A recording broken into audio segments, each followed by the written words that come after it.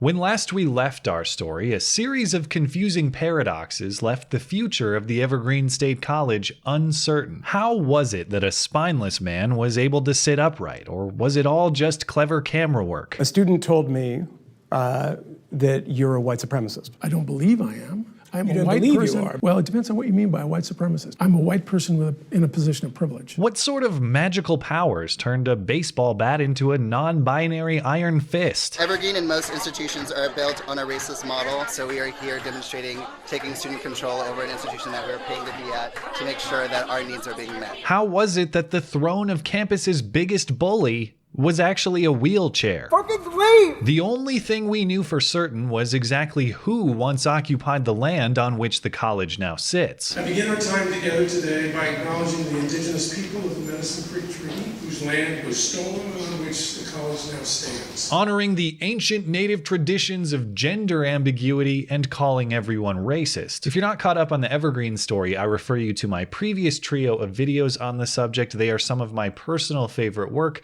They're videos into which I put a lot of time and effort. Find those links in the description. In all seriousness, there are two questions at Evergreen I've been waiting for fall to answer. First, what kind of enrollment decline would we see? How many kids would leave in search of a skill more marketable than high-decibel victimhood engineering? The decline is less brutal than I expected. As of mid-August, a drop of 212 students compared to the previous year. That's a decline of only about 5%, which doesn't sound like much, and I honestly would have predicted more, but it's still a drop that carries consequences. The college now faces a $2.1 million budget shortfall, which is a significant piece of the school's $60 million annual budget. To begin addressing this issue, the school plans to impose a hiring freeze. But we do know there will be at least 2 salaries off the payroll, which partially answers my second question. What would be the fate of embattled Professor Brett Weinstein, who boldly went where no social justice warrior had gone before and suggested that racial segregation is probably a bad policy for the educational environment? Earlier this month, Weinstein and the college announced a settlement agreement whereby he and his wife would resign from their professorships and drop their pending lawsuit in exchange for attorney's fees and a $500,000 payout. The college admits no liability and rejects the allegations made in the suit, namely that the college was discriminatory in the day of absence, day of presence event at the center of this entire controversy, that the college didn't do enough to de-escalate conflict and keep campus safe, and that the college perpetuated a racially hostile work environment, which is, of course, a ridiculous claim, entirely counter to the teachings of the college's prestigious staff. White supremacy that lives and breathes within every single white person standing here right now. And contrary to the testimony of the highly satisfied and well-treated students. I've been told several times that I'm not allowed to speak because I'm white. Now, the unfortunate part of dropping the lawsuit, as Weinstein describes, is there are probably a lot of interesting pieces of evidence that would have emerged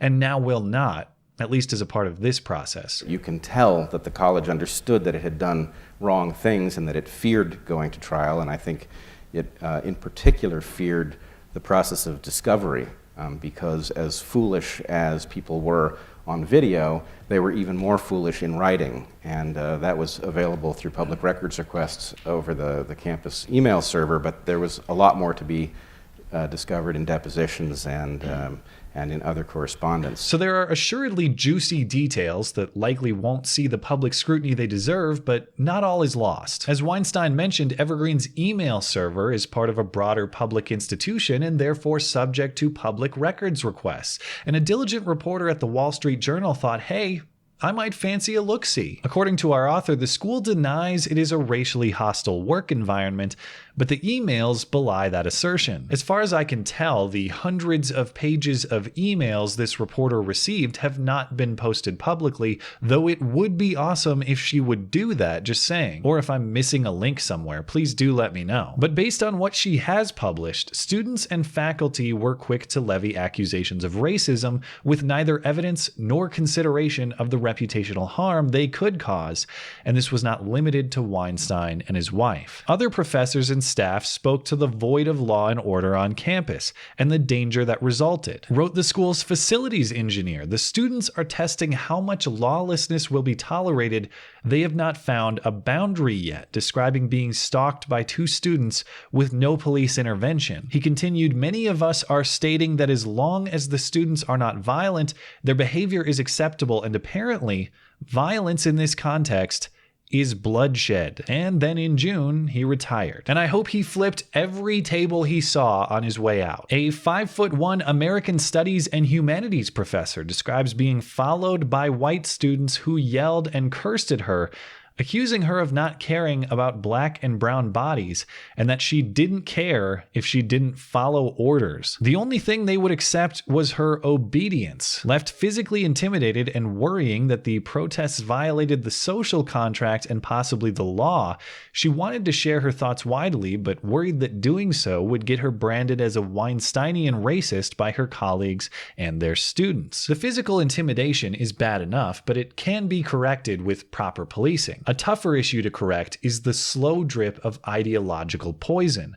to which there often isn't a quick and easy antidote. Consider this email exchange our author highlights. Brett Weinstein criticizes what he calls the administration's reckless top-down reorganization around new structures and principles. Within minutes, a student named Mike fires back, denouncing Weinstein and his, quote, racist colleagues. Another student, Steve, asks for evidence that Brett and other faculty are racist, citing the Christopher Hitchens quote that what can be asserted without evidence can be dismissed without evidence. A staff member from the Office of Multicultural Advising Services, one of the Day of Absence organizers, responded that Hitchens' reasoning is an Englishman's popularization of a Latin proverb. It would seem to itself be the product of at least 2 traditionally hierarchical imperialist societies, with an interest in disposing of inconvenient questions. Professor Naima Lowe, that very same professor of all white people studies, I refuse to shut my mouth and let white people set this agenda, urged the email chain to read about how calls for civility are often used to silence or dismiss concerns about racism. "White supremacy is literally ingrained in everything," she wrote. As the author summarizes, merely defending oneself against the accusation of white supremacy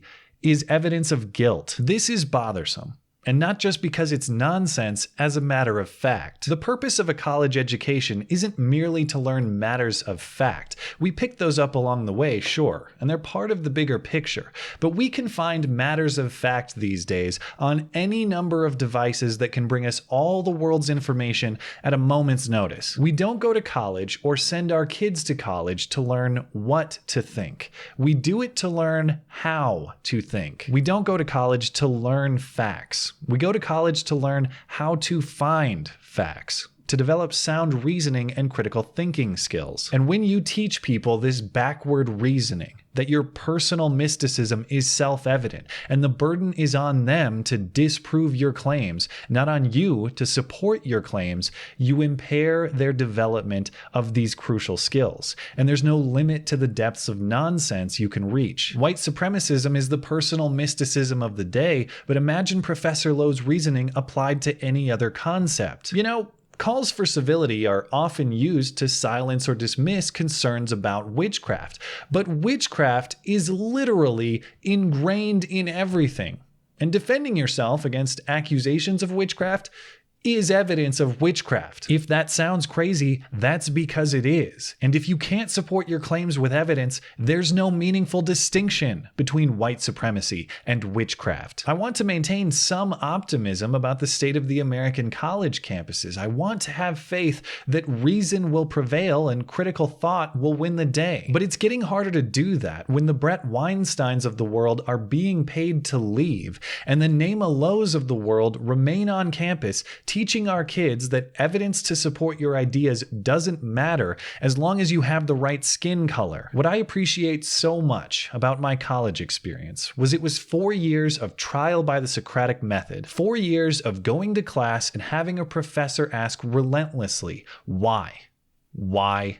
why. And when you answer, no matter what you say, being met with counter evidence and a repeated challenge, you're wrong. You're wrong. You're wrong. It forced me not only to be well prepared and to develop skill in defending my ideas, but also to develop comfort in having someone challenge those ideas. Perhaps the only solution here is to flip that dynamic, to have students and others give professors that same grilling, and not even to shame them necessarily, but because that grilling is the tested and proven academic method by which sound, solid ideas rise and personal mysticism gets exposed as silly. A real professor, a real academic, will understand what you're doing and applaud you for it. And an ideologue will hate you for it. That means it takes courage and personal risk, but if Evergreen is any indicator, there's no use in appeasing these ideologues anyhow. They don't want to empower you. They want to control you. And I don't know anyone who enrolls for a college education